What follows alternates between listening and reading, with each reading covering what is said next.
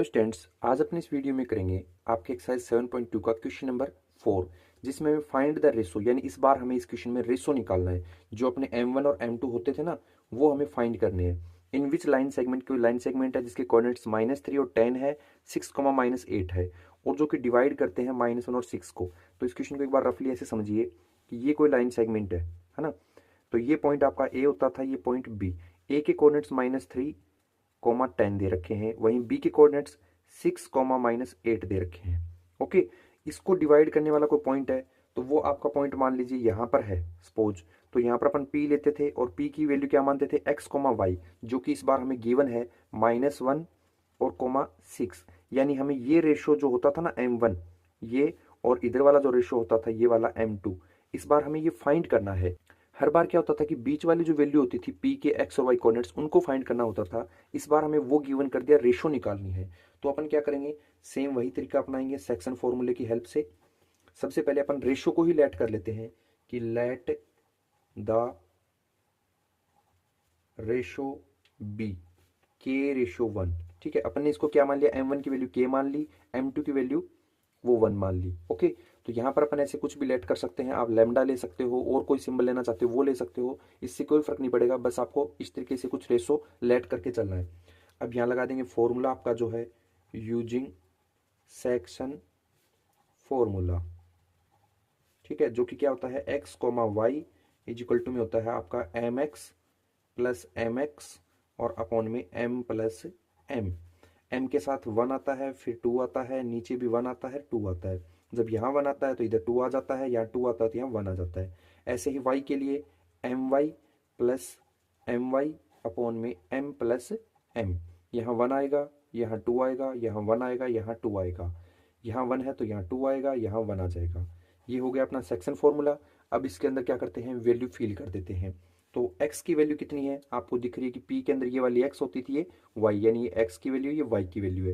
तो x की value -1 है, इसे लिख देते हैं, कोमा y की वैल्यू कितनी है 6, उसे भी लिख लेते हैं।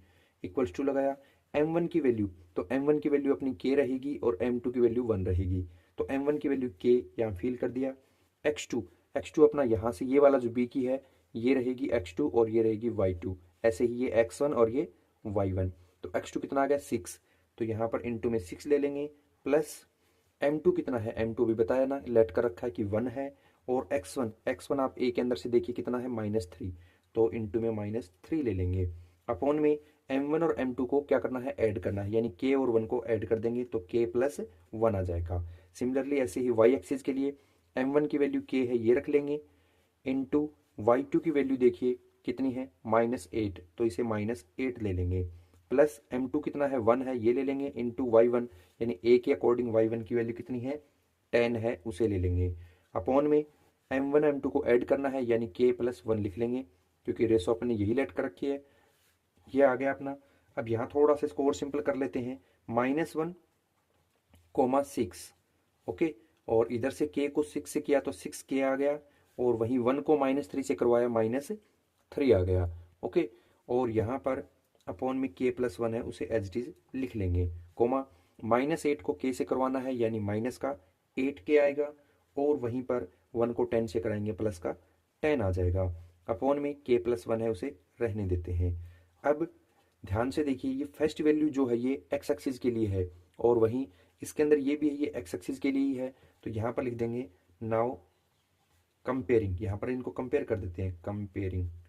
तो कंपेयरिंग के मुताबिक अगर -1 ले लें, है ना, यहाँ से ले लिया मैंने -1, और इज इक्वल टू में इसके लिए x एक्सिस की वैल्यू टेकिंग की है, तो यहाँ से भी x एक्सिस की वैल्यू उठाएंगे। अगर y की लेते तो y वाली कंपेयर करते। तो यहाँ लिख लिया मैंने 6k -3 k प्लस 1, यानी मैंने यहाँ से x एक्सिस की वैल्यू और यहाँ से भी x एक्सिस की वैल्यू टेकिंग की है कंपेयरिंग में। y को मैंने एक बार छोड़ दिया, आप अगर y को करोगे तब भी आंसर सेम ही आएगा। तो ये देखिए, ये जो डिवाइड में k प्लस 1 आया है, इसको इधर -1 की तरफ भेजें तो क्या हो जाएगा, मल्टीप्लाई में, यानी -1 ब्रैकेट के अंदर k plus 1 is equal to में 6k -3 चल रहा है, ये ऊपर वाला h लिख दिया। -1 को अंदर मल्टीप्लाई कर दें, -1 को k से किया -k, -1 को +1 से किया यानी -1 इज इक्वल टू 6k और -3।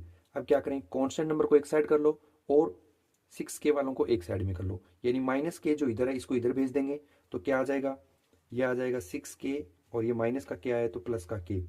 वहीं ये जो माइनस का 3 ये इधर चला जाएगा तो प्लस का हो जाएगा, -1 ऑलरेडी है ही, यानी -1 और प्लस का 3। अब इसे थोड़ा सा यहाँ कर लेते हैं, -1 और +3 कितना होता है, ये आपका 2 आ जाएगा। क्यों, क्योंकि 3 है वो प्लस का है, बड़ा भी है। ऐसे ही 6k और 1k कितना होगा 7k। ओके, 7 यहाँ पर इनटू में है, इसको इधर डिवाइड में भेजेंगे तो ये आ जाएगा 2/7, यानी k की वैल्यू अपने को मिल रही है 2/7, वेयर जहाँ पर अपन कह सकते हैं कि k रेशो जो 1 था वो अपना हो जाएगा कितना 2/7 और रेशो में 1।